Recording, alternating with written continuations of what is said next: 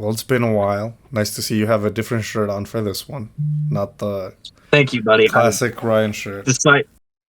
I finally decided to ditch the green shirts. That way, people think I actually own more than one pair of clothing. So I don't shop at Goodwill all the time. Desperately swimming through the dumpsters trying to find new shirts.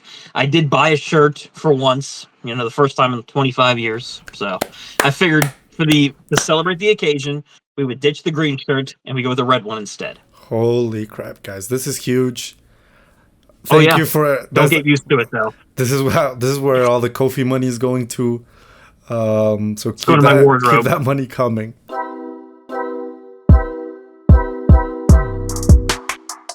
Hey, I'm Emilio. Hey, I'm Rian. And welcome to the Terminally Online Pen Pals podcast. We're two friends that have only ever met through the internet. Join us as we talk about our lives in this epic show. And the show starts now.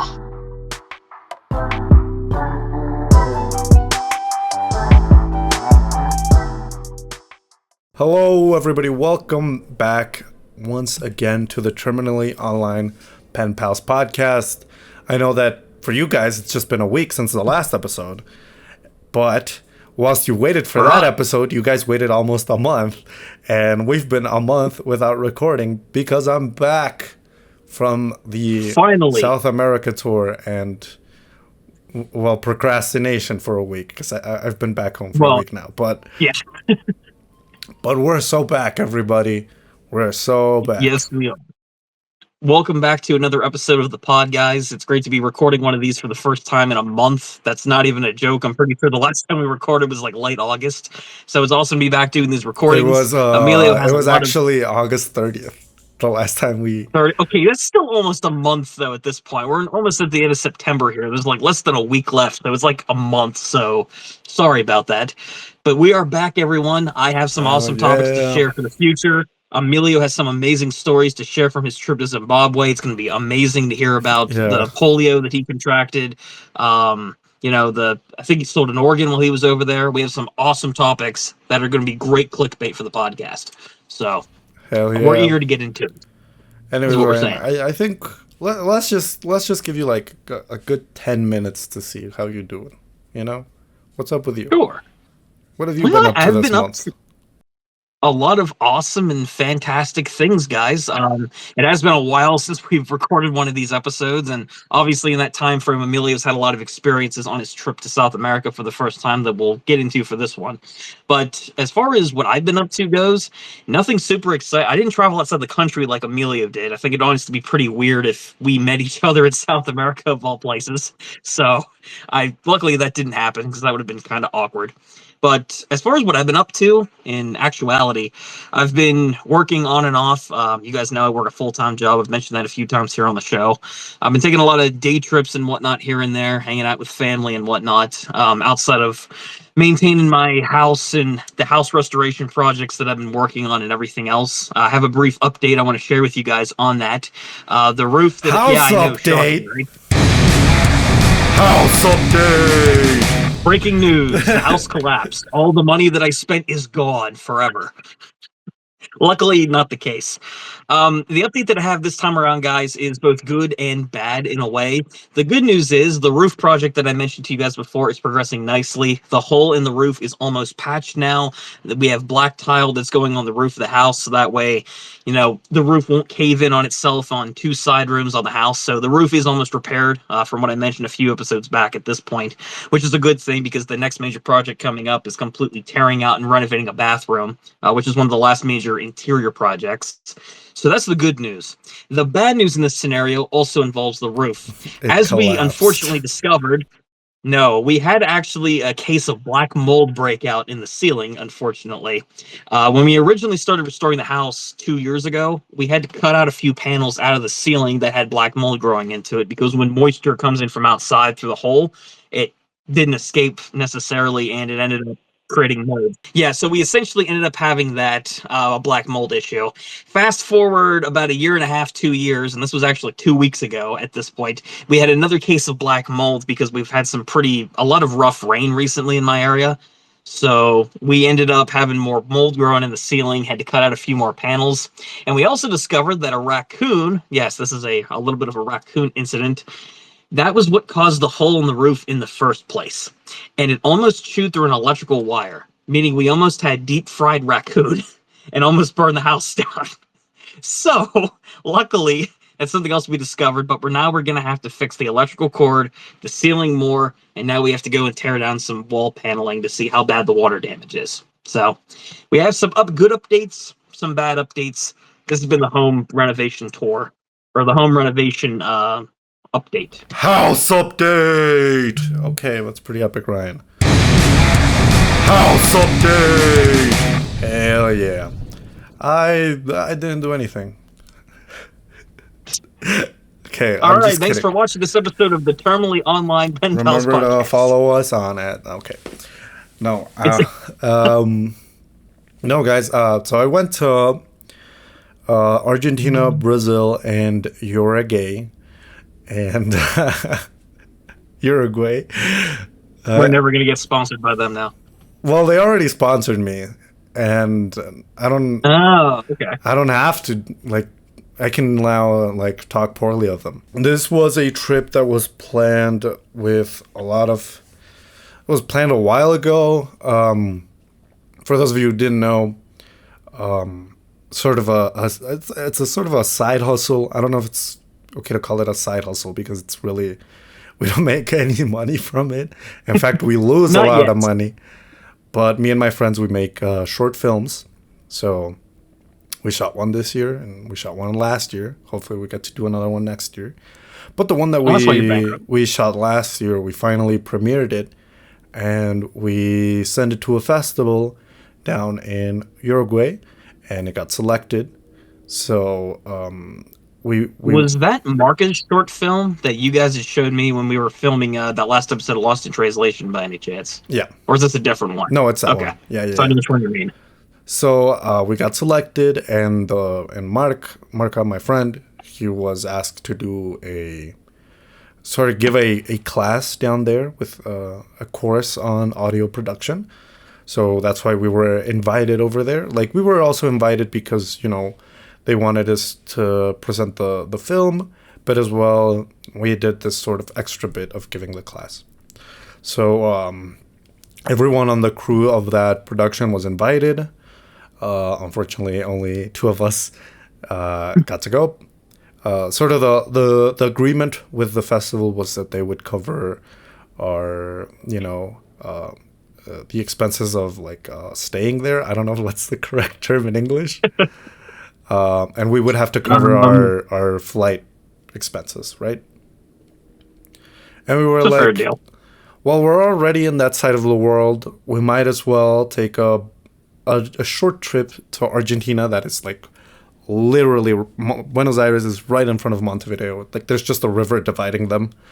So we decided to get there a week early and go to Argentina for a week. And then, whilst I was just, being me, it was announced that the NFL game was going to happen in the city of Sao Paulo. And the two teams that were selected were the Philadelphia Eagles and the Green Bay Packers. And as we've discussed in the past, Ryan's a huge Green Bay Packers fan, so I had to go. Oh yeah, I love the Packers, guys. They're my favorite team of all time. Emilio likes those yellow Steeler guys, like whatever the their name is. Even in this bizarro universe, I still like the Packers. Anyway, so I decided to go. It's weird, right? I got tickets for the game. I booked my flight and Airbnb to Sao Paulo to go to this game. So I was basically going to do a pretty big tour of South America-ish. Anyway, so Emilio's World Tour 2024. Finally, it comes to, finally the date arrives, which was actually the day after we recorded the last episode that you guys saw last week. Which is like a month old. It's a really old episode because I was editing it and I was like, wow. This is really outdated now. Yeah, I have to cut out a bunch because we were like guys, we're not going to record next week, so this is a special hour-long podcast. Yeah. And, We're just talking about college. yeah. Anyways, Which was a good episode. So when we finished recording that episode, me and Ryan, we hung out after a bit. You know, I told him about how sort of the plan was going to be like down there. And then I made my suitcase. I was like, okay, I don't really want to edit the episode right now. So I'm just going to play video games all night. And then I'll sleep on the bus. Because I was going to say, didn't you wait like 2 or 3 weeks to record the episode like the week before it went up? Well, the episode was recorded. You mean edit the episode? No, I mean edited. That's what I mean. Because you sent me a photo over Instagram where you're like, dude, I'm finally editing the episode after like almost 3 weeks. I'll get to that. So I didn't sleep. I went to brunch with my family, and the idea was that I was supposed to sleep on the bus. The plan was I live in a city called León, which is 5 hours away from Mexico City. I was going to go there. From there, I was going to catch a flight to Panama and then make my way down to Uruguay. From Uruguay, get on a boat to Buenos Aires. And that was the plan. So I didn't sleep. I didn't edit the episode. My idea was that, okay, I'm going to sleep on the bus. And when I get to the airport in Mexico City, I'm going to edit. And I don't know how was I planning to upload the episode, because the files on the podcast are really big files, and airport internet isn't great. But that was a problem for future Emilio. Anyway, so I get on the bus, and we just wouldn't leave, and it was just like, what's going on? So it turns out that there was a family that they brought the suitcase, and this bus company charges an extra 150 pesos, which is about, like, I guess, it's not even $10, I would say. That's not that bad, actually. It's like $7. We're doing the conversion, right? It's like $7. $7.50. And so if you pay $7.50, you get to bring, your big suitcase or additional luggage. But this family, they didn't pay for it, and they thought they could pay for it right then and there. So we left an hour late because this family just wouldn't back down. Ultimately, the manager... Awesome start to the trip. Ultimately, the manager was like, okay, fine, pay right now, and we'll figure out how we can make these suitcases fit.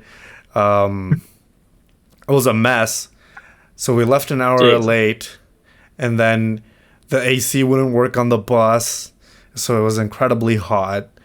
My seat wouldn't recline, so I was just like straight up, just like sitting like this. Also, just trying to look taller on the bus. I was screwing over my entire back. I don't think it was worth it. Also, if you guys want a better experience and you're listening on Spotify, switch over to YouTube, because I might show like clips and photos from my trip, and you're gonna lose that if you listen to on Spotify or iTunes. So this encourages you guys to watch and subscribe to the YouTube channel, because you are missing out on actual photos. Hell yeah! Anyway, so after we arrive at an hour late to the Mexico City airport, we get there at like, I want to say 9 p.m. And my flight left at 5 a.m. the next morning. So I was gonna edit the episode there, but I was just like way too tired.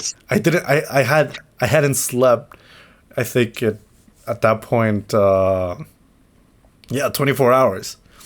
So I was incredibly sleep deprived.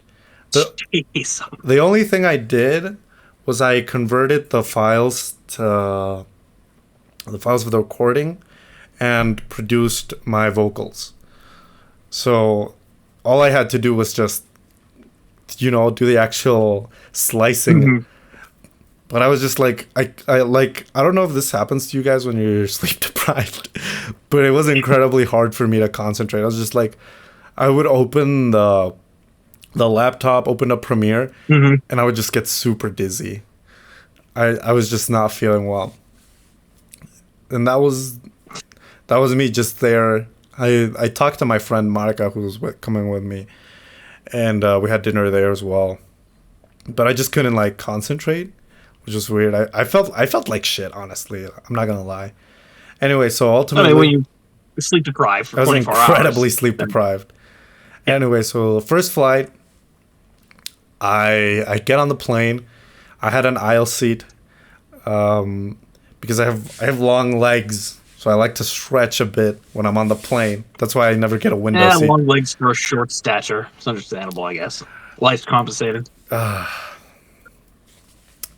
Ryan's just jealous. Nope, Anyways, no jealousy, just spitting facts. projection Ryan much. Anyway, so I wanted my aisle seat, and this guy comes over and he says, "Hey man, I just had back surgery. Would you mind switching seats because I can't be on a middle seat?" The classic airport question. And I was like, I don't. In my mind, I was I like, don't want I to, don't want but to. I'll look like an asshole if I Yeah, don't. yeah. So I swapped seats with him.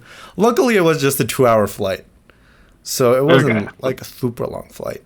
So I fell asleep, um, and then I got off at the airport in Panama. It was just an hour long of waiting time, and then it was time for the flight to Uruguay, and that was 6 hours, but I also slept through it. Jeez. 6 hours. Holy shit. You better had some good entertainment on that flight. I slept and I had a book. So, by the way, Nerd. recommendation: Matthew Perry's book it's a really good book. Anyways, I hope it's better than his comedies. I'm gonna kill you. Anyways, so I also I played Super Mario 64 on my phone. Good choice. Um, but yeah, and then we made it to Uruguay. We went through customs, and then it was time to get to a bus station. And I got at the bus station at like 11 p.m. Had dinner there, and then I had to take a bus that would take me to the port at 7 in the morning. So it was another 8 hours of just Jeez. waiting. What kind of travel plane is this? You're going from plane to bus and eventually boat, from what I'm understanding here. Yeah, So, like, is this a Mission Impossible movie, or are you trying to get to your destination? a little bit of both. What can I say? We wait another 7 hours, and I didn't edit the podcast there because I couldn't get my laptop to connect to Wi-Fi there. So I had an eSIM on my phone, but I couldn't share internet data with my laptop. Also, I was just incredibly fucked, like Hmm. physically. I mean, with all that travel you're doing, it makes sense. Yeah, my body was just destroyed. And anyway, so 7 a.m. comes up. I get on the bus, and and then I get to the port. Something that I found really interesting. I don't know if Ryan's gonna relate to it because I don't know. I've never been to the East Coast in the United States. I've only been to the Midwest. Um, when you travel through Mexico, like a road trip, there's always something you see, like whether it be mountains, forests, ancient Sure. ruins, like really cool shit. Like the last road trip I took here, you know, it was exciting to look Yeah. out the window. So, anyways, I can I can relate to that when actually. I was go through the highway in Uruguay, I fell asleep on the bus, and when I opened my eyes, I looked at the window and saw nothing. It was just like super flat and Fuck, trees, yeah, flat. and I was like, Yep. "Whoa, that fucked with me." I was like, because I was sleep deprived, and I was Like so what is whoa? confused. It's like repetitive background on my computer screen. What is Yeah, this? yeah, yeah. Copy and paste it over. I don't know if this happens to you when you're traveling. What happens to me a lot is that I fall asleep and I have a dream of something that happens in my city with people I know. And so Mhm. when I wake up, there's a realization of like, oh, I'm in a different country. I'm not actually, Yeah, yeah. That's happened to me when I've traveled in the past, and I can kind of relate to the whole road trip thing. Like on the East Coast, Like you have those different biomes and whatnot, like what Emilio's describing. Like you have a lot of mountains, you have a lot of forests, rivers, lakes, that kind of thing. Not really a ton of ancient ruins here compared to Mexico. There was one ancient ruin I did go by once. It was this withered old town that was burned to the ground with a sign that said Ryansville on it, and it seemed like a cool location. We don't So have to talk about that one. best ruin I've ever seen. Yeah, I'm gonna have it's an to old kill you if you reference. bring that back up. Oh shit! No, we can't make this a gag again. I'm sorry. Please continue with your story, Emilio. Anyway, so I make it to the boat again. I collapse on the boat, just like I fall asleep the entire boat ride. And I wake up and I look at my window and all I see is just, water. Water? Yeah, I mean, what else are you gonna see in the Um, ocean though? Like, water. I had never been on a boat. Like I live in a landlocked state. You have never been on a boat before? Well, a boat like I've been on like small boats, but like never on a larger boat. I don't know how to describe it. You mean like a cruise ship? Yeah, like a ferry. I've been on a cruise ship before when I went to the Bahamas, but that was a long time ago. Yeah, I had I'm never surprised you've been never on been any on. of that type of boat, and it like Amelia discovers the ocean's real. well, it wasn't the ocean technically, but Uh, so I just see blue, and I'm thinking, oh, fuck, are we there yet? And I go back to sleep, and my friend also goes back to sleep. And it was until we saw that people were starting to leave that we're like, I think we might be here. I think this is Argentina, everybody. And so yeah, I got off the boat, and it's freezing. Argentina is incredibly cold. Holy Oh my crap! gosh. It's not as cold as the States, but it's also like very windy. Mm. I compare it to like maybe Chicago, but not as Yeah, well, cold. Chicago is called the Windy City, Yeah. so I mean, it does make And sense. well, Buenos Aires means in English translated directly means good airs. So That's maybe that's why they called as long it as I that. can, maybe as long as I can breathe it while I'm there, though. That's what I'm concerned about. So yeah, it's kind of like Chicago. I think that's how I would compare it. A lot of Italians there too. So it is like Chicago, Oh, that's but They have good pizza. not as cold. Not as cold though. Chicago's a bit colder. So anyways, we make it to the Airbnb. The elevator of the Airbnb, well, the building where the Airbnb is broken, and our room was on the 6th floor, so it was super exciting. So anyway, so we carried our luggage all the way up to the 6th floor, and I just collapsed into the bed. But my friend Marca, he was starving. And I got the password for the Wi-Fi on my phone because the host on Airbnb sent it to me. But I was just dead asleep. Like I would not wake up. And my friend didn't have any internet because his phone could not support an eSIM. So he was basically cooked for the time I was asleep. So he just wandered around the city trying to find food and hopefully find his way back. I thought you were saying he wandered the city trying to find the Wi-Fi password. I don't know. I don't know what happened.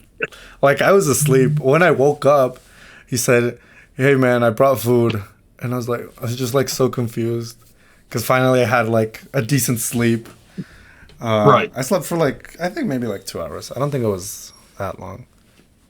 But you had more sleep than what you kind of did Yeah. before. You had quality sleep. Yeah, that was a really nice mattress. Shout out to I forgot what the hosts were called, but anyway, so we decide to go out and see the city. My friend, he changed his money into local currency, and this is something interesting, I think. Well, for those of you who don't know, Argentina is going through a very complicated political and economic moment. Ooh. Yeah, it's very bad. And I will talk about this a little bit later.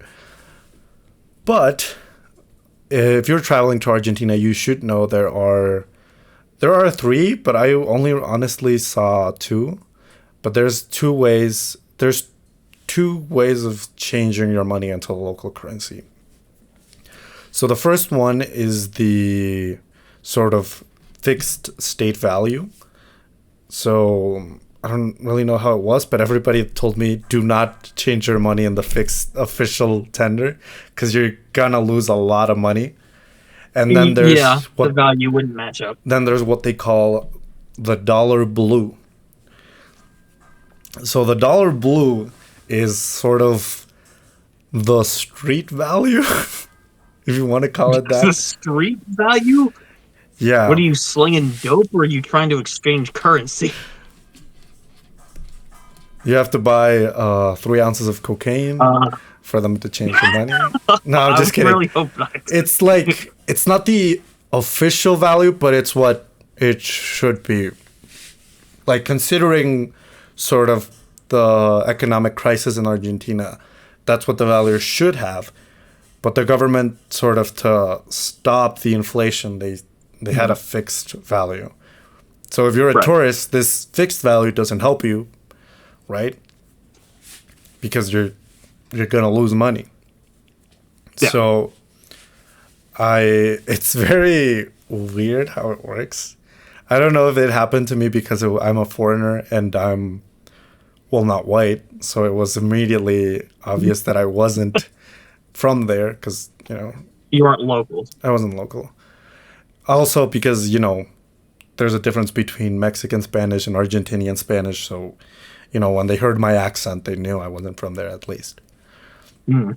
So Marca took me to this exchange place. I was like, this looks very official. Like, I feel like I'm going to get the state value here.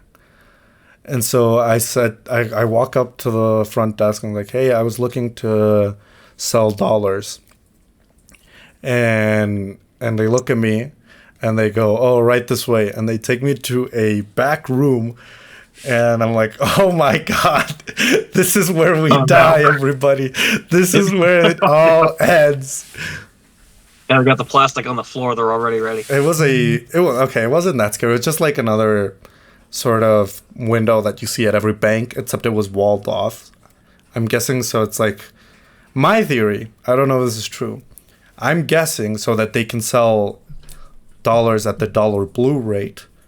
They have a separate rooms where the cameras can't see. So it's like a sketchy gray area exchange. Yeah. Is what we're talking here. Yeah. Okay. So I traded it in for the dollar blue rate, which is what it's supposed to be, right?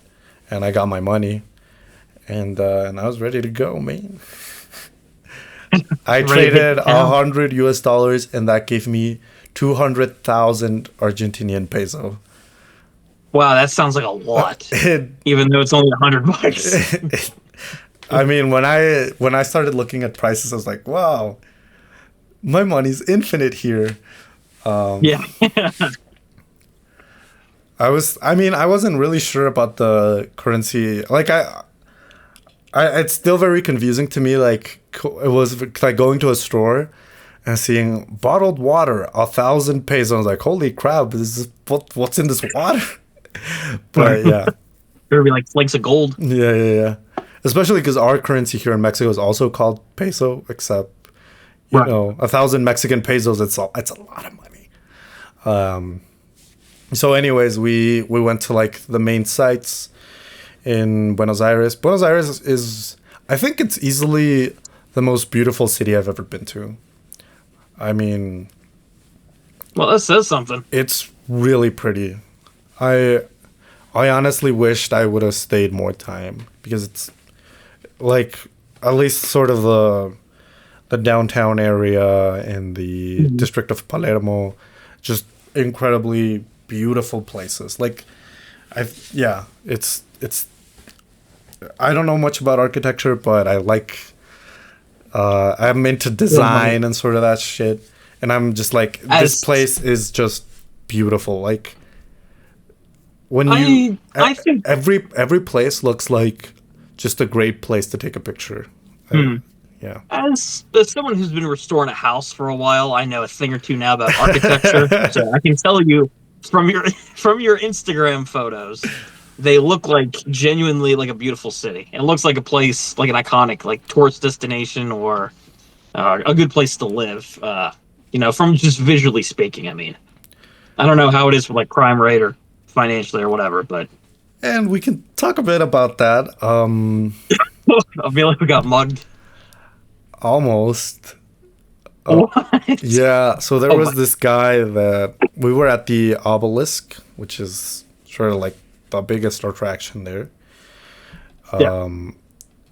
Anyway, so there's a lot of tourists, and this guy came up to us and said, "Hey, could you guys please give me some money because we were with I want it. the trash department.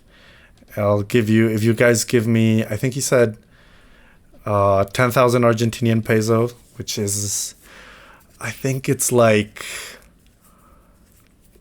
$10 for four plastic bags." Uh, And I'm okay. like, no, sorry. No, thank you. I'm not I don't have from any money. here. I haven't changed my money.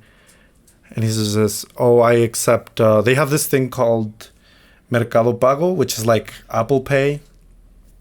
Okay. But again, I'm not from there, so I can't use that service because it exists in my country, but it's Mhm. different. I'm like, I'm sorry, I can't help you. Look, I just have this amount of money. I think we gave him 2,000 Argentinian pesos, which is like, I'm shocked you actually gave him money. well, he was very like insistent. And there were like a Oh, bunch of other dudes coming up to us. I'm like, okay, we're about to die. dude, I was gonna say I would just run, take my chances. It's like I'm never coming back to this part of the city again. And yeah, so we gave him It's like this. 2,000, which I think is like $4, maybe. I guess to be fair, I would rather give somebody $4 than risk getting like shanked or Yeah, shot in the yeah. street or something like that. So yeah, I say So that'd be we worth said it. that, and he was like, "No, give me 10,000. Like I don't. That's all I've got. I'm not giving you more." And then sort of left, and then he came back, and the bill we gave him was torn, and he said, Oh no, this one's torn. Give me another one." And we're like, "No, like it's the same value. no, I don't care." And we just left. yeah, So that was weird. That was my first day there, actually. Um, I mean, there was like, I don't like doing this. I think it's wrong. I don't like to stigmatize homelessness. I think it's a no, situation where we could all, like, we're all just, you know, one bad accident into losing everything, right? But I will comment that in Argentina, the situation there is like, I think a lot worse than in my country, especially because, so something I saw that when I was there is that the president there removed or changed like the law when it came to retirement pensions. So a ooh, that's lot of different. people in Argentina lost their pension, and the cost of living there is insane. Like I heard of people paying up to like $200, $300 in utilities. Like that's something that Shoot, living in Mexico, that's crazy. At least for me. I think the problem was well, not problem. I shouldn't call it that, but the shocking part was that a lot of the people that were homeless or Mhm. asking for money in the street were elderly people, like Okay, 60 plus. That's something that at least here in Mexico isn't normal, and that right. was very shocking. And this sort of moment politically in Argentina is very complicated. For example, one day we used public transportation, and we only went to one place, and they have a distance-based fee there for certain uh, railroads of the subway system. Right. So I think we spent just on one trip, we spent 2,000 Argentinian pesos, which I already said is $4. But for example, in Mexico City, public transportation is 3 pesos, which is not. It's like a tenth of a dollar. Yeah, that doesn't sound too bad at all, actually, especially for like a bus fare. So I mean, for me, it was very expensive. It was almost like I feel like I could have just Ubered here, and it would have been Probably save some money. I would have saved some time, but it was like, I don't know. It was just, to me, the public transportation in Buenos Aires was very expensive. I can't imagine for people that live there, like, just how expensive it has to get. And considering that the cost of everything there just skyrocketed, there was a point where I checked the subway card that we got, and it said we had negative 400 pesos in it. And I've never heard of someone going negative on a bus pass. yeah, and someone there explained it to us that the situation is so dire that it lets you go to negative 600, just because there's a lot of people that just can't afford it. So Yeah. it's just really, like, that part was kind of fucked, and the public transportation system there was like very old. Subway cars, very old buses. Like, it was really like very poor infrastructure.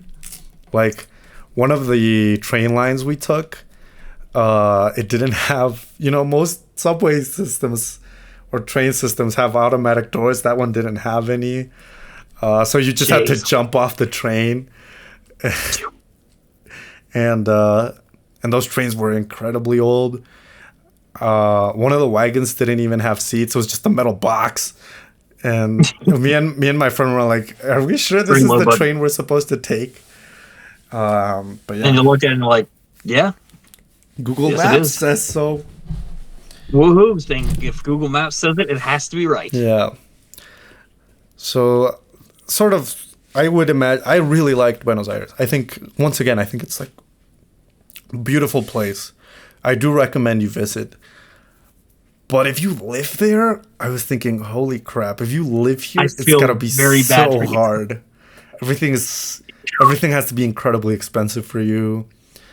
Yeah, it sounds about right. Because, like, for example, food was relatively cheap, at least for us. But there were certain restaurants that had just incredible price hikes. Like, you could see the menu, and it's like what they printed out originally. And then someone added a 0 with a Sharpie. What is this, the Krusty Krab? There was one restaurant that charged us extra for using silverware. They charged us for using the forks. What? I'd rather just eat with my hands than at that point. I can bring my own forks, thank you very much. Yeah, I can bring, like, plastic utensils or something. I had a great time, though. And I ate amazing food. I actually got to go to a Michelin star restaurant down there. Really? Yeah, the food was great, but obviously since it's a Michelin star restaurant, the portions are just tiny. After I left the restaurant, I went to get a real meal because, like, I was still starving. So we went from a 5-star Michelin chef restaurant to the McDonald's drive-thru, pretty much. Yeah, basically, because it's like, this is great, but... We're back to 4-person society. But, no, it was a great experience. I do recommend it. It was very expensive, but, I booked it ahead of time. That one was just for me. What else was different there? Everything, I think I talked about this in an previous episode, how everything in Argentina is incredibly late. I think so. Anyway, I can't remember which episode though. Because, like, dinner is like at 11 p.m. or something like that, and yeah, that was episode 2. Yeah, actually, it was the second episode.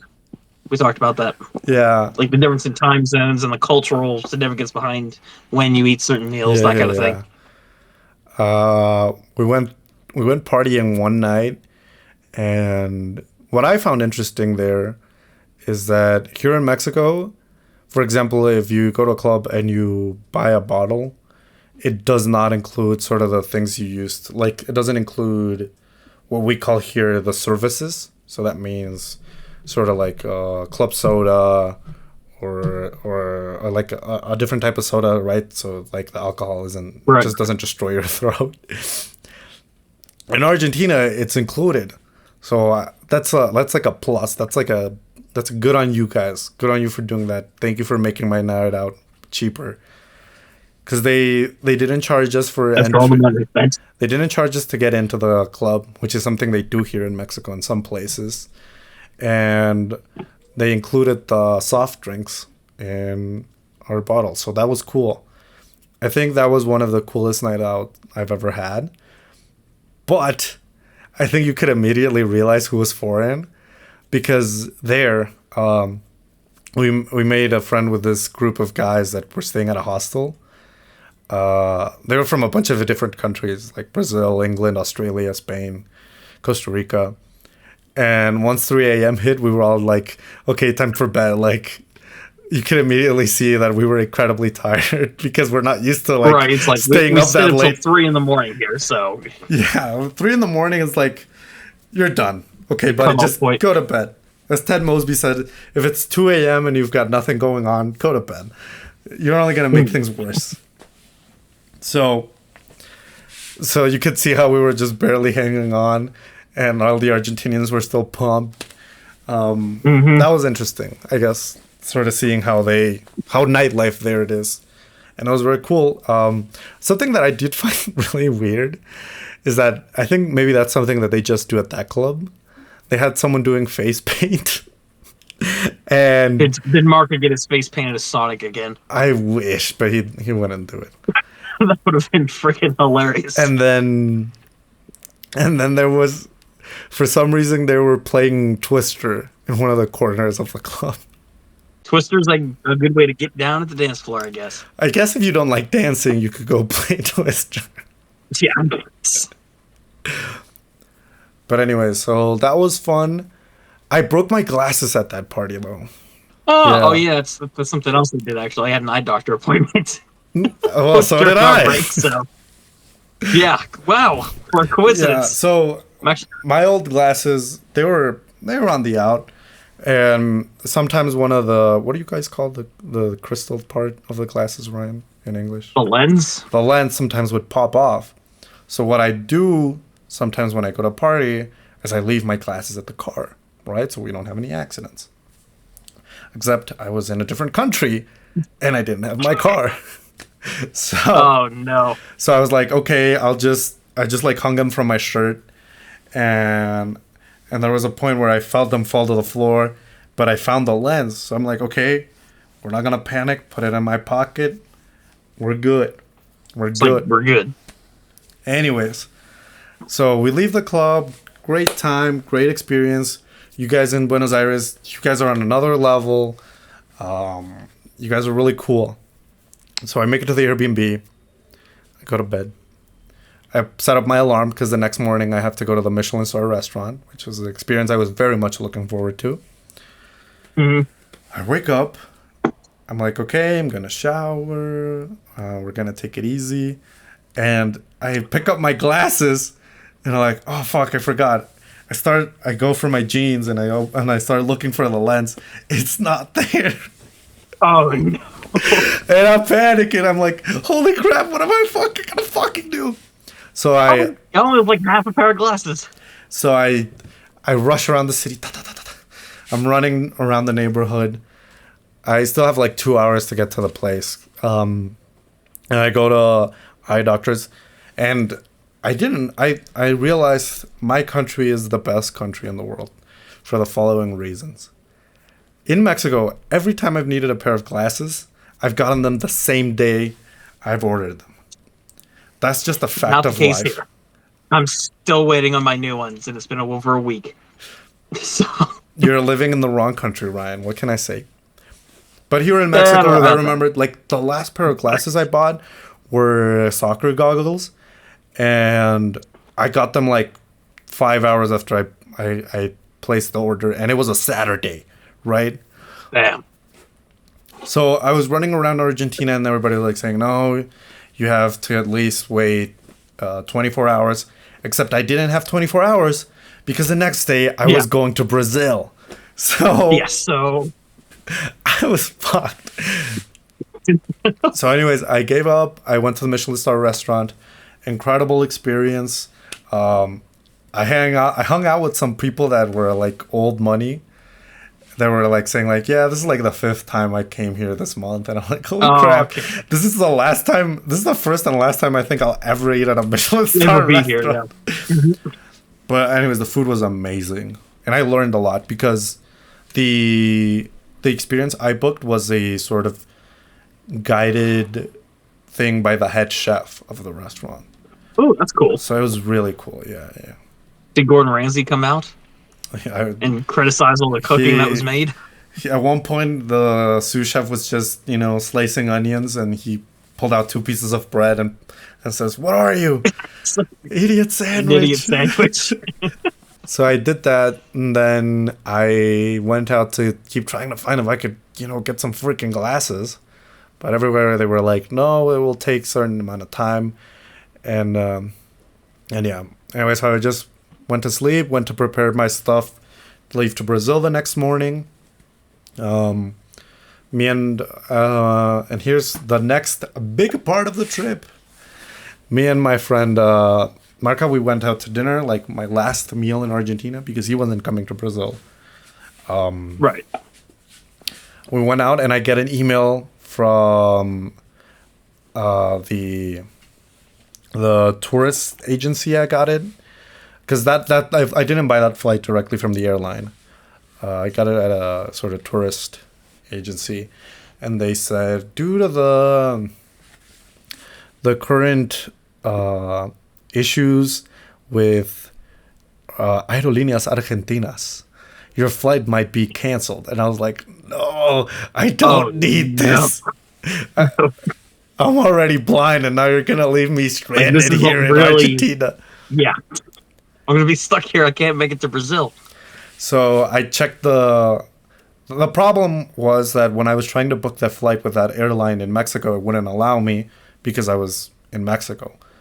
But now I could, actually access their sort of the website fully without them thinking I was a bot. Right. So AI. So I checked the airline. I tried to do my web check-in, and it says that unable to do the web check-in. Please go to one of our physical locations. And I'm like, oh frick. But I checked the flight status, and it said my flight was a-okay, like it was gonna happen. I was like, okay, well, my flight's gonna happen. Worst case scenario, I have to, physically do the check-in there, because I wasn't bringing. I was just taking a backpack. I wasn't bringing anything to Brazil. I wasn't taking my suitcase. So it's like worst case scenario, I have to do the long ass line, but whatever. So I wake up the next morning. I go to the airport. Luckily, our Airbnb there's 2 airports in Argentina, and the smaller airport was really close to the Airbnb. Like it was just a 10-minute car ride. That fact will be important in a bit. Anyway, so I make it to the airport, and there's just a mess. There's like a shit ton of people. You look at the board, and it's just a row of flights getting canceled. And I quickly looked through my flight, and it said that it was gonna happen. So I was like, okay, we're good. I queue up. They give me my tickets, but the lady at the front desk says your flight might get canceled. Like, most likely it will get canceled. Oh no! My flight was in 3 hours. I go upstairs to sort of go through the internet to, so go to the security checks. So go through the international area, and the guy at the entrance is like, sorry, everybody flying with that airline can't cross to the international area. We're just not allowing anyone from that airline. And I'm like, oh shit. Oh no. And I'm like Googling the news. Cut off from every avenue. And apparently they were going on strike. That airline, a lot of the people that, like the pilots and people that operate went on strike because of the whole thing with the pensions in Argentina. Sort of in a protest to the government. So they said from I think it was like 5 a.m. to 2 p.m. were not going to work. And my flight was at 7 a.m. So it was shortly after it would start. It was well within that range. So I'm like, oh, fuck, I'm cooked. And I'm like, okay, I'm gonna see if I can get a refund and maybe get a flight with a different airline, or get a different flight, because I was gonna, or just something. I was flying on game day, so I was basically just going for the game. So the game was at 8 p.m., 9 p.m. It was at 9 p.m. So I went down to the front desk and I was like, fuck, who do I ask for? What do I do? And there was a line, a bunch of people were queuing up to change their flights. And I was actually wearing a Green Bay Packers hoodie. So a guy at the airport went like, oh, are you going to the Sao Paulo game? I'm like, yeah. Oh, man, yeah, me too. I'm trying to change my flight. I think it's this line. I'm like, okay, I gotcha. And I queued up. I made friends. And me and this guy, we were talking.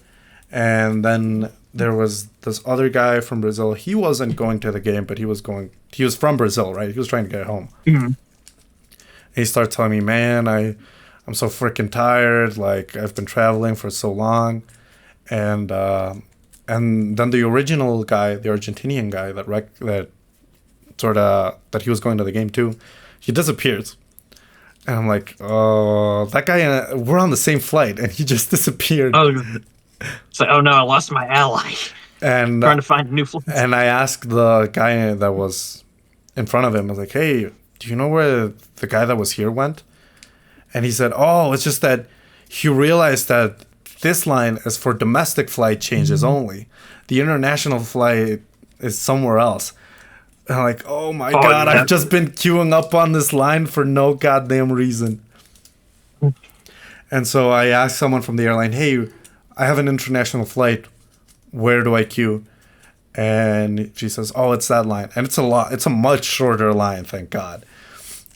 Right. And I tell the Brazilian guy, come on, this is the line you and I are supposed to be on. And I'm queuing up, and the Argentinian guy that was going to the game too, he says, yo, there's a flight at 2:30. Get on that flight, because otherwise you won't make it to the game. I'm like, yeah, you got a point. Otherwise, there's a different airline that flies at the same time, so ask for a refund and get that flight. And I'm like, okay, that's a good idea. So but I can't buy the flight there because I'm abroad. Right. Like, it's a bunch of, I don't really understand why, but I couldn't book the flight being abroad for some reason. So I called my mom and I said, Mom, I'm queuing up to change. I basically give my mom the entire context. I forgot that it was 4 a.m. in Mexico at that time. So like, hey, Bob, I know it's 4 a.m. and you're trying to sleep, but I have the situation I had to talk to you about. And I said, Mom, I'm going to change my flight. If there's no space left on the 2:30 p.m. flight, I'm going to ask for a refund. And let's try and book the other flight. And my mom says, yeah, okay, just let me know what happens. So I make it to the front desk. And they say, what flight? They asked me what flight I'm on. And I said, I was this flight, but what are we going to do about it? And she says, there's a flight at 2 and a flight at 6. The flight at 2:30 will likely be delayed because the strike ends at 2. And you have to wait for the crew to get to the airport. They have to do an hour of security checks. And the other flight is at 6. And I'm doing the math in my head. I'm like, wait, so if I take the 6 p.m. flight, I'll be arriving at 8. The game's at 9. So it's the hour difference. So I have an hour to, because my uncle was also coming down to the game. So I have an hour to leave my stuff, whether it be at the Airbnb or at my uncle's hotel room, and then sort of teleport to the game. Somehow. So I was just not gonna do it, and so it's like I gotta go with 2:30. I gotta roll the dice here. Yeah, just to kind of see. I gotta gamble on the 4th down. For those of you guys who like football, me and Marca, when I left, we were gonna do a TikTok where I was like, I leave and I tell you, hey man, I'm going to the store. I'll be right back. And then the next would be just a montage of me in Brazil. Yeah. And then I come back and like, hey man, what's up? And so I was, imagine Mark's surprise when I show up back at the apartment. Yeah. Like 2 hours later. Yeah. I basically told him everything. Yeah, so I had breakfast and then I went back to the airport at like 1 p.m. I get there and there's not lines everywhere, but there's just people like sleeping in the aisles. Basically, the airline was at the beginning, if you needed a hotel room to wait for your flight, they were giving those. But I'm guessing that by that point, they had run out of money, that they couldn't afford to give anyone else a hotel room. So, like, just sleep here at the airport. Yeah, there were just people, like, sleeping in the hallways. It was just crazy. So I'm like, okay, I already had my boarding pass. So I walk up to the international area again. And the guy says again, sorry, no one from Aerolíneas Argentinas is getting past me. I'm sorry. And I'm like, oh my God, it's happening again. And there was this Brazilian guy that saw me with my Packers hoodie, and he's like, you're going to the game, right? Like, yeah. Like, dude, me too, but I'm like, I'm not sure. I'm on that flight as well. I'm going to the game, and I'm like starting to think it's not gonna happen.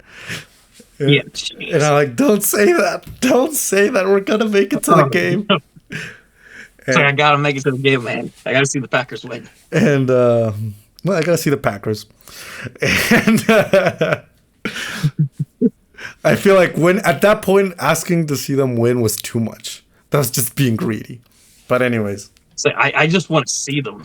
I just want to catch a glimpse of the jersey on the field.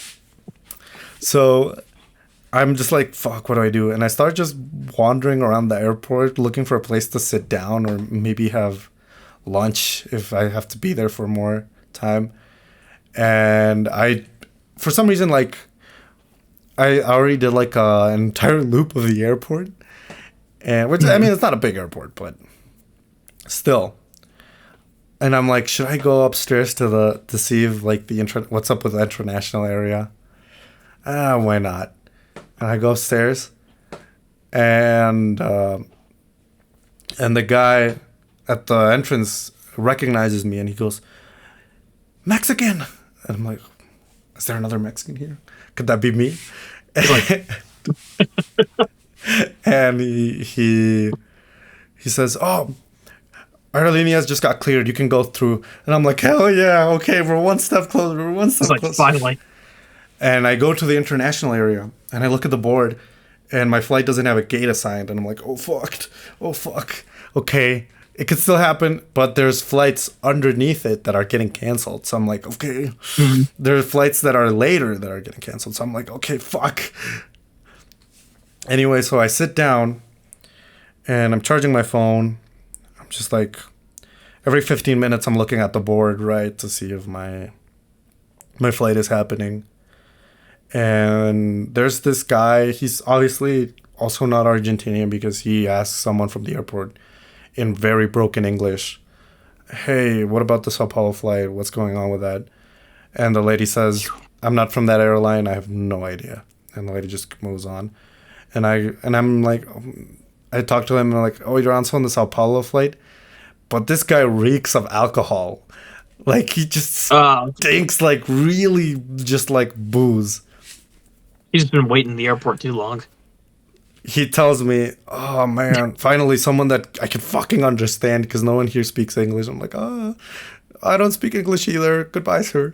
Also, it's like a really large, like what you imagine of a Viking, that's that guy. Anyways. So he says, come on, sit here with me. I'm like, oh, sure, I'll maybe do it for a bit. This guy's a scary guy. I really don't want to die right now or ever. So I sit with him and he says, I'm going to buy you a drink. Because you're like the first friendly person I meet here. And I'm like, oh, no, you don't have to. And I'm like, no, I insist. He buys me a drink And he starts telling me like, oh, I hate this fucking job because I'm never home. I hate my fucking job. And I ask him, oh, what do you do for a living? And he says, I'm an electrician. And I'm like, an electrician that gets to travel the world? Okay, that's kind of weird. And then he says, different. no, but I'm in the mob, and he starts showing me all these bruises, and I'm like, okay, that's scary. And then he says, I got into a fight here at the airport, and I was in a holding cell for a week. Like, holy crap. You're like, what the fuck? And I'm like, oh man, I don't know. I'm gonna go check the board. And I'm like, yeah, let me know what happens. And I check the board, and it's like, at one point they assigned us a gate, and it said gate 11, but that was not a gate on the international area. That was only for domestic flights. So I'm like, oh fuck, what's going on? And I tell him, dude, the flight's happening. Come on. And he says, oh, that's awesome. And he says, can you check my documents to see if I have everything? And I check his passport, but his flight was the 6 p.m. flight. So he was on the same flight as I was. And I like tell him, dude, your flight's in 6 hours. Like, oh man. But I said, oh, I'm so sorry, man. I gotta go. And he says to me, when we're in Brazil, I'm going to hire a prostitute for you because you were friendly.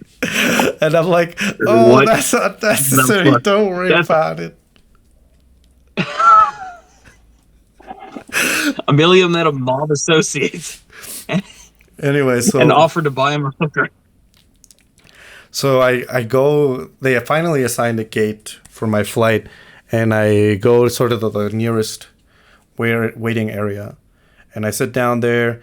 I run into the Argentinian guy I met in the morning, and the Brazilian guy I met.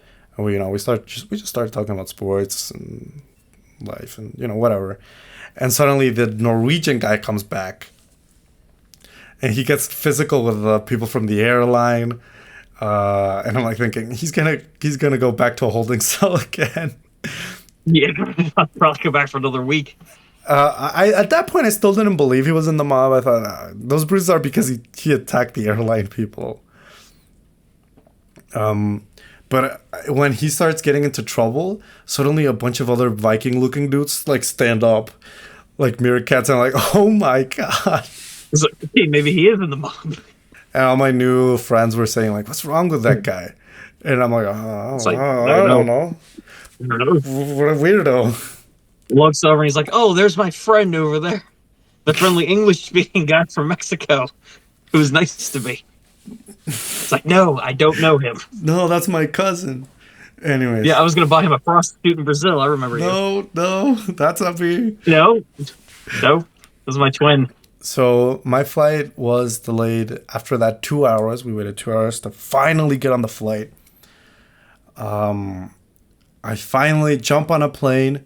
2 hours later, I arrive in Brazil at like 7 p.m. I do a dash through the airport, go to customs. The guy asks me, motive of your visit? I'm like, I came for the game. I was like, oh my god. And the guy was really nice because he looked at the time, like, isn't the game in like an hour? Yep. Like, oh, go. Yep. So I dash out. I get an Uber. I go to my uncle's hotel, leave my backpack. For that, I wanted to also clarify that I was the lady from the Airbnb was very helpful. Shout out to the lady there because she was like, the entire time she was very helpful, very understanding of the situation. She was like, wow, you've been through hell. If you need to stay more time, it's perfectly fine. Don't worry about it. So she was super nice. Shout out to her. Anyway, so I get to my uncle, leave my backpack there. We sort of make it to the stadium, and sort of. We go through all the security checks they have at the stadium. We go through the front gate, and as I'm entering, it's like when the Packers are doing their entrance and the Eagles do their entrance. Like I just about made it to the freaking game, and it felt just. It felt like still made it. It felt like such a relief.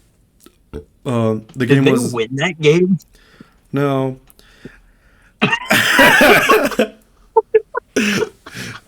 At that point, I didn't care, I mean, I'm dude. not surprised, but at the same time, At that point, after dude, all the things you went through, after I do everything, feel bad.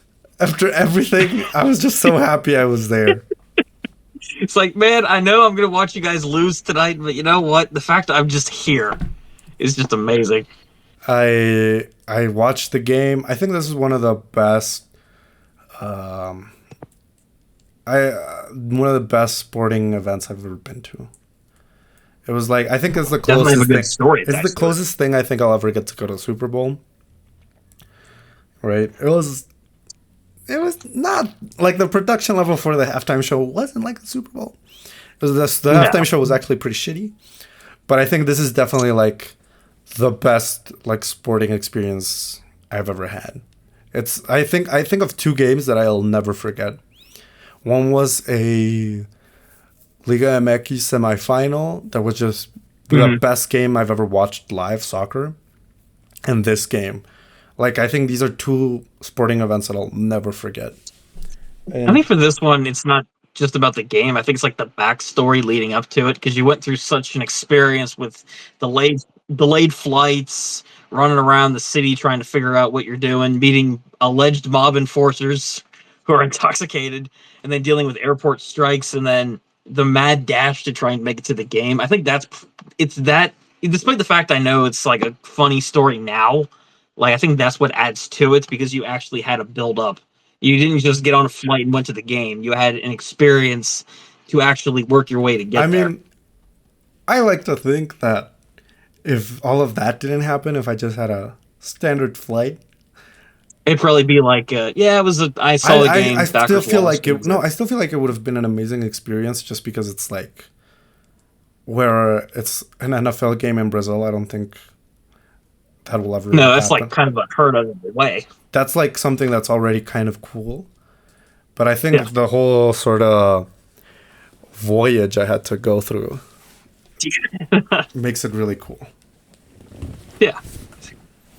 It's the experiences you have along the way. Yeah. So, anyways, I leave. The game ends. I make it to the Airbnb. Again, my hostess was so nice. She told me, I know that your checkout is at 9 a.m., but if you want to stay extra time, don't worry.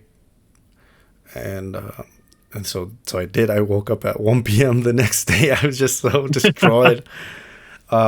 She was super nice. She made breakfast for me. She was just a great person. Turns out that day was actually Brazilian Independence Day because I really wanted to check out the museums in the main avenue of Sao Paulo, which is the Paulista Avenue. Mhm.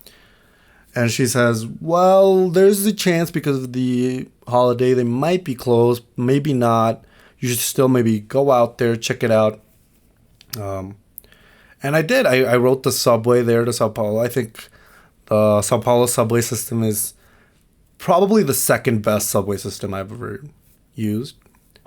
I think it's better. I'm willing to bet it's better than the Japanese subway system, the one in Tokyo at least. Right. Yeah, it was. I mean, considering the public transport in Argentina wasn't that great, it was really cool. So, anyways, I make it onto the. I'm getting closer to the Paulista, and I see a lot of people wearing the Brazil jersey, national team jersey, or carrying Brazilian flags. And I'm like thinking, well, that's normal. Everywhere you go on a national holiday, a lot of people, celebrate sort of their national identity. We do it in Mexico, the 4th of July. They do it the same in the States. Right. But then I see a lot of people carrying like hats with the name of Bolsonaro. And if you don't know who Bolsonaro is, he's basically the Brazilian version of Donald Trump. He's a far-right leader, a very extremist. Alrighty. And I'm like thinking, okay, what's going on? Oh shit. And I arrive at the Paulista and I am leaving the subway station. And there's just this huge group of people wearing Brazil stuff. I'm thinking, okay, maybe this is an Independence Day celebration. But I see banners that have like they were from the banners. I understood that they were protesting against Twitter being banned in Brazil, or X, as it's also known now. yeah. I mean, my opinion on that is that I think Brazil did right by banning Twitter, because basically since Elon Musk has taken over Twitter, it's just like The cesspool. yeah, it's just become a Nazi the speed run. But since they were a far right group, this group of people, they were like saying that the current president is a devil worshiper Oh gosh. and that he should be in prison. And I was just like, okay, this is freaking horrible. And all the museums were closed because of this fucking event. And I'm thinking, okay, this is really weird.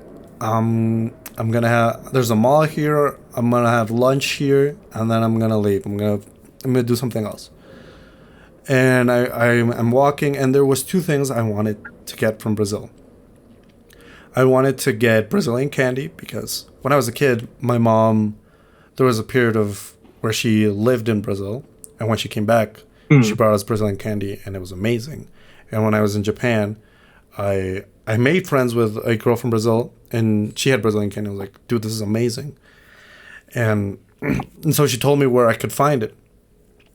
But I was like worried because it's a national holiday, the store might be closed. And as I'm walking down, I see that store, that candy store, and it's open.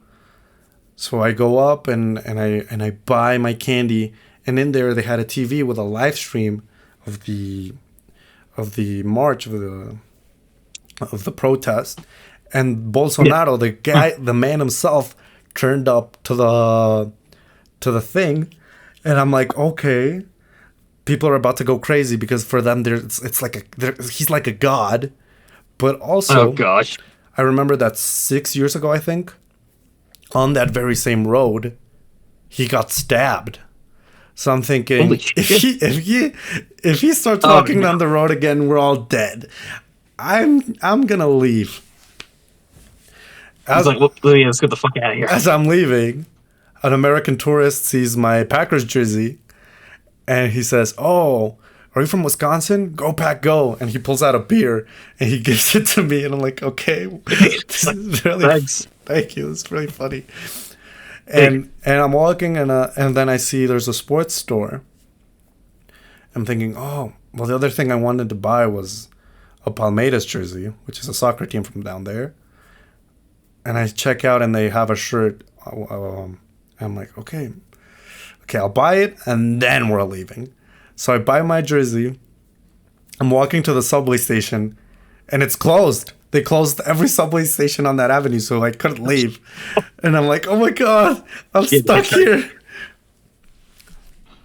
So I start walking, and I asked the police officer, hey, I'm not from here. I'm trying to leave. Where's the nearest subway station? And he didn't care. He just said, no, just keep walking that way. And I'm like, oh, fuck. And I tell my mom what's going on. I don't know where I'm going. I told my mom what's going on, and she said, oh, you should check out the Liberdade neighborhood, which is it's kind of like Little Tokyo. And I'm like, okay. So I finally make it out of the protest. And I open Google Maps, and I'm like, okay, how do we get to Liberdade? And then it says Google Maps 5-minute walk. And I'm like, oh shit, I'm already there. So I walked a shit ton, and I make it there. I sort of walk around. It is a lot like Japan-ish, except that all the signs are in Portuguese. Like aesthetically speaking, maybe. Yeah. And then I take the subway back to where I was staying. It didn't feel like a very long walk, but when I told the lady, "Oh, I walked from Paulista to Liberdade," she says, "What? You did that?" And I'm like, "Really? Was it a lot?" And then I left Brazil. It was easier to leave, you know. Yeah, easier to leave than actually getting in. No drunk mob guys. No NFL game to get to. No far right left. extremists. Well, I mean, No. blocking the subway. And then I was back in Argentina. We went to a flea market my last day. And then we made it to Uruguay. We were a day in Montevideo, and then the next day was the day Mark was going to give his class in audio production. So we took a bus to a town called Tacuarembó, which is actually closer to the Brazilian border of Uruguay the border with Brazil, between Uruguay and Brazil. Like, they told us, if you drive 2 hours, you get to Brazil. And it's actually, 2 hours to Brazil, 5 hours to Montevideo. So it's technically mostly in Brazil at that point. Which I thought you were going to say cool. I was reunited with my old mob enforcer buddy Thank God I never saw him again. He owes me a prostitute. So if you're listening to this, I'll send you Emilio's address. Yeah, if you're listening just to reach this, out to us on Instagram. Well, it's like I've heard of people that owe the mob money. I've never heard of people that the mob owes them. So the mob might owe you a prostitute. Oh, fuck. That's be the title of this episode. So, hey, if you're listening to this, I want my money. Pay up. I'm gonna break your legs. I'm just kidding. I was gonna say, I think that shouldn't be the reverse situation. Anyways, I mean, again, it's the first time in the history of life where the mob owes an individual, other than the other way around. But anyways. Well, he might say he was under the influence, though. He doesn't remember. Yeah, I don't think he remembers me. I think he probably thinks he imagined me. Probably. But anyways, who's this guy from this podcast or something? He starts listening to Boss. Goes, I know him. That is prostitute man. I owe that man a prostitute. Anyways, we're getting sidetracked again. This podcast is already way too long. So we go to Tacuarembó. We gave the course. I brought the kids Mexican candy, which they loved. The idea was that we're just gonna give them a few sweets, and throughout the film festival, give out Mexican candy. But kids are greedy, so they want more. They wanted more, and they tried us out. It's like Halloween came early, kids. Yeah. There you go. Just take whatever you want. And then we made it back to Montevideo. Checked out the film festival. Montevideo, it was very calm compared to Buenos Aires and Sao Paulo. It felt very... It's actually smaller than my city here in León. Like, I think just 1 million people live there, which is small for a capital city. Yeah, I mean, it's a very walkable city. Everything, it is very expensive there, I would say, compared to the other countries I was at. And, but yeah, it was great. Parties in Uruguay are very different. They only play one genre of music, and it gets old very quickly. Oh, gosh. I was like, okay, great. Can we play a different type of music, please? We're so tired. Yes. Nope. We went there with Hey, Monica. We went there with a Puerto Rican guy, and he told us, like, yeah, no, it's not you guys. In Puerto Rico and in the States, we don't play the same genre of music all day. But yeah, we made friends there, Uruguayan friends. All the Uruguayans we met were like, why did you come here? There's nothing here. I was like, yeah, I realize that now, but... No, I'm just kidding. We would tell them, no, we're here for a film festival. Right. But that's something we did. Me and my friend Mark, we did talk about that. Like, if we didn't have the festival, I think we would have been here just for like 2-3 days, maybe. Right, which would make sense. Yeah. But overall, Uruguay was awesome as well. I had a lot of fun there. I don't have any crazy stories of Uruguay the same way I have of Argentina and Brazil. No, the same way that you do in Argentina. Yeah. But yeah, that's all the PG-13 stories I can talk about anyways. The extended version will be on Ko-fi for Emilio's rated R stories. But no, Uruguay, I found it actually quite funny that in Uruguay, like, weed is legal, drinking in public is legal, prostitution is legal. But it was like the calmest out of all of them. I will say though, the racism there was very weird. Cause I don't know. I had two experiences in particular. I was like, okay, or three experiences. I remember me. This is something we never do in Mexico because it's kind of dangerous.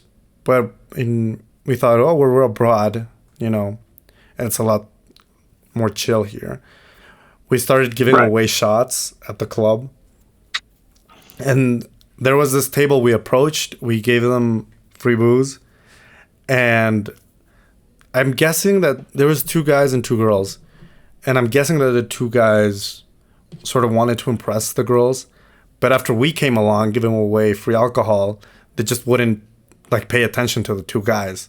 So the other guy, he grabbed me from the back of my head and he said, I already told him I was Mexican. I don't understand why. But he says, how do you say in your language, fuck off? And I'm like, oh, God. It's like, oh, no. I speak Spanish. I wasn't about to tell him, hey, in Mexico we speak Spanish too, dumbass. I just fucked off. It's just really freaking scary. I was going to say, like, holy shit. And there was this other guy. This wasn't like, I wasn't offended by this. I'm kind of used to it at this point. But there was this guy we gave a shot at the same club, and he said, I thought you were Chinese. I was like, what? Have you ever met a Chinese person? Anyways. Like, if you thought that, what difference did that make to the drink that I just got? Anyways. But that guy was really cool. And we were actually, it's really funny because the following night, me and Mark were walking down the street, getting back from the festival. And that guy recognized us from his car. And he shouted, Mexicans! And we're like, oh my God, it's that guy from last night. Oh. It was so funny. God. What a coincidence. It was so funny. And then... It definitely sounds like you had a lot of interesting points on your trip. I mean, holy shit. That much I can safely say. And then... I don't know how to translate this. I feel like I have to give a lot of context about how I was racially discriminated for this one. But... So... I told this girl, oh, I'm from Mexico, and she says, no, we can tell because your face looks like an indigenous handcraft piece. And I was like, okay. What? Yeah. Like, cool. And I laughed. Thank you? Yeah, what? And then I was trying to lose all my Uruguayan currency at one point. And I only had coins. And here in Mexico, they don't, like, you can't exchange coins, basically. Right. It's, like, very hard, at least. Not a lot of places will change coins. So I'm like, okay, I have a bunch of coins. What do I do? So I went to a hot dog stand, and I paid only in coins. And the people there were just, like, very weird. And as I'm leaving, I had headphones on. But I obviously, like, I paused the music, and then before I hit play, I hear someone calling me a monkey, and I thought that was very weird. Oh my! I was like, did I mishear? Did I not understand him? Like, what the fuck? But yeah, fucking who knows? So yeah, even though Uruguay was more diverse than Argentina. In Argentina, it wasn't subject to racism, at least. So it's very weird. Oh, my word. There was a lot of moments where I felt like... I think it's just weird to encounter this much of it here, especially since it's so close to your native country. So well, it's not real close. I think I'm closer to the States, but yeah. But but still, that's like a different social dynamic. Yeah. I think from place to place. I think that was sort of the weird part. Like the racism caught me kind of off guard. I'm not gonna lie, but other than that, I had a great time in Argentina and Montevideo, Uruguay. Everywhere I went, I had a great time. Despite everything, I was thinking in the back of my mind, I was thinking, this is something I'm never gonna forget. It was a good trip. Yeah, this was incredible. This was an incredible experience. I would do it again if I could. It was really fun. Yeah, Good. I do recommend it. Uruguayans, despite the weird racism, most of them are very nice people. I'll have to keep that in mind if I ever go there. They're a lot Of like... course, though, I don't know. They're like Canadians, I would say, kind of. Well, then it's definitely a good fit then. Yeah. I've never been to Canada, but I've heard Canadians are nice. Yeah. If any of them are listening They're to this nice podcast, and racist. they're not, please don't mention that if you decide to like message us or something, because I don't want the experience to be ruined. I want it to be ruined while I'm on the trip, not before I take the trip. Great trip. Met great people there. Made great friends. Amazing. Anyways, that was my South America trip. You guys got an extra long episode because we were away for so long. Exactly, to make up for us being away for several weeks. This is like the length of like 5 episodes. We're not going to do an episode next week. Like, you guys owe us now. So... Exactly. Or we just split this up into like 5 different episodes, and people are going to be like, why is it randomly cutting off at points where they're not finishing up anything? They've been dressed the same all month. Yeah, for 5 episodes. And like, remember, we're poor. Well, I mean, we've established that at this point, you know? The show's already low budget. You want us to make it higher? Give us money. Give this video on YouTube. Give us, well, okay, yeah, we appreciate your money more than the likes on YouTube. So, yes, give us the money. I can't pay at the grocery store saying, hey, my video got 10 likes. So give us money. I'm just kidding. I'm going to try that when one of these actually does hit 10 likes. But speaking of places where people can give us money, Ryan, where might that be? Well, you guys can give us money or follow us on a variety of social media platforms. You can donate to us on Ko-fi. We haven't mentioned that once at all during this episode. In order to help both of us out and help the budget of this show. It's a site where you guys can donate money and give it to us. And in exchange, you get better quality content. And it helps guarantee the show will continue. Yeah, eventually, for years to come. If you guys do want to follow us and not really spend any money, but waste your valuable time, you can check us out on Instagram, where you can check out all the awesome shorts content and uploaded photos, including the awesome thumbnails. You guys can also check us out on TikTok for the same stuff, only apparently more popular recently. And you can also check us out on YouTube for the video version. Check out the video version of this one, guys. Otherwise, you're not going to see Emilio's epic vacation photos or apparently muted copyrighted music videos. But if you want to listen to copyrighted music, you can check out Spotify, where you can also find out the Terminally Online Pen Pals podcast.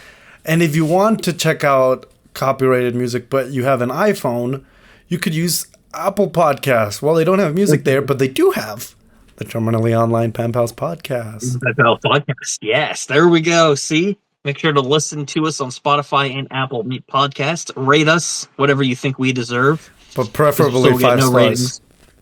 Actually, preferably I think you 5. Can only rate 5 stars on our show. That's just the... Okay. Yeah. I mean, if you attempt to put like the 1 you're probably already considering, just don't even bother. Just put 5. You know. It's already glitched. Just raise 5. Well, Ryan, I hope you have a good night. Hey, you as well. Thank you guys for checking out this extra long episode, Emilio's Vacation Edition. Next week, we'll be back to making all sorts of quality content for you guys with amazing topics as always. But thank you for listening. Next episode, we go back to the normal tradition of, so what did you do last week? Well, I did nothing. Oh, me too. Well, let's talk about this random subject. Did you know Mr. Beast got canceled again? Let's talk about that for the next half an hour. Bye. Take care, everyone.